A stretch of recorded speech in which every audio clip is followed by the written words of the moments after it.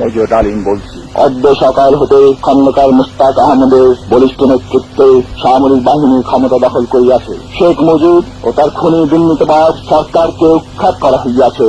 এখন হতে সারা দেশে সামরিক আইন জারি করা হলো। আপনারা সবাই আমাদের সাথে সহযোগিতা করুন। আপনারা নিশ্চিন্ত থাকুন, কোনো অসুবিধা আপনাদের হইবে না। বাংলাদেশ জিন্দাবাদ। দীর্ঘদিন আড়ালে থাকা মেজর ডালিম অবশেষে সামাজিক মাধ্যম ইউটিউবের লাইভে আসেন রোববার রাতে। সেখানে বিভিন্ন ইস্যুর সঙ্গে শেখ মুজিবুর রহমান ও শহীদ প্রেসিডেন্ট জিয়াউর রহমানের বিষয়েও কথা বলেন তিনি।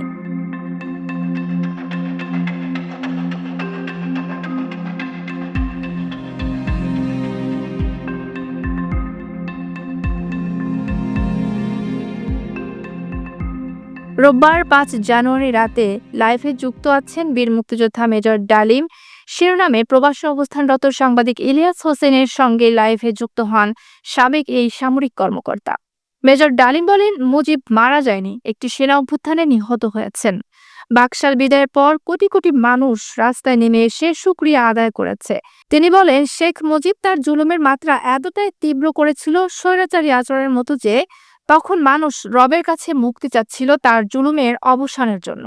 মেজর ডালিম বলেন, তথাকথিত নেতারা যখন ভারত পালিয়ে গেল, ছিল না যখন কেউ নেতৃত্ব দেওয়ার, সমঝোতা নিয়ে সবাই ব্যস্ত। পাকিস্তান বাহিনী যখন বাঙালির ওপর হামলে পড়েছিল, তখন মেজর জিয়ার স্বাধীনতার ঘোষণা আসে। আমি তখন পাকিস্তান আর্মিতে। মেজর জিয়ার ঘোষণা শুনে মনে হলো আর বসে থাকার সময় নেই। আমরা তখনই পাকিস্তানের বিরুদ্ধে যুদ্ধে নেমে গেলাম।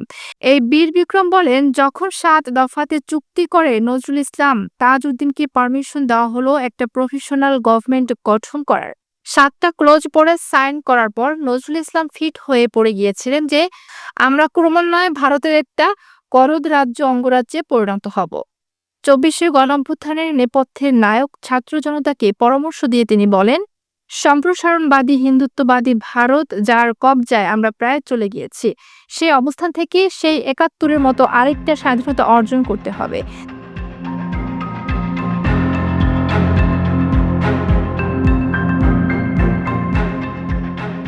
তা না হলে বিপ্লব ব্যর্থতায় পর্যবসিত হবে। জাতীয় সঙ্গীত ইস্যুতে ডালিম বলেন, বাংলাদেশের জাতীয় সঙ্গীত রবীন্দ্রনাথ ঠাকুরের না হয়ে কাজী নজরুল ইসলাম বা অন্যান্য স্বনামধন্য দেশীয় কবিদের গান হতে পারত।